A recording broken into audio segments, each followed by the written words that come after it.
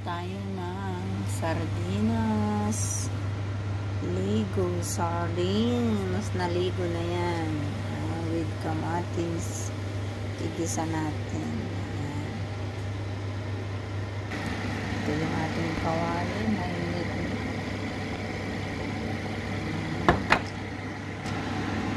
Kung Pinoy ka, alam mo ito.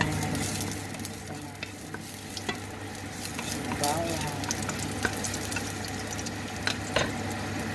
So, ilagay na natin yung kamatis. Magsalot na ngayon. Nilagyan ko ng konting tubig para magpasarsa. Para may konting gravy naman. At ilagay na natin yung ating Ligo sardines.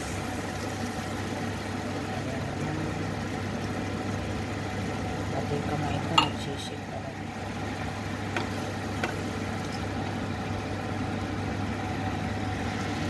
Iligan natin ng konting asin.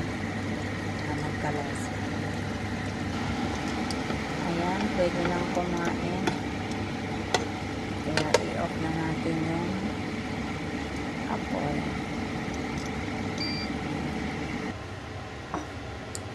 Ito na, let's eat. Umuusok pa yung ating kanin. Ito na yung ating ulam. Ayan. Maglagay tayo dito sa ating plato. Ayan.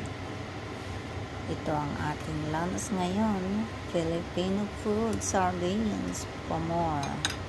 Ayan. Let's eat na. Tikman nga natin anong alasa.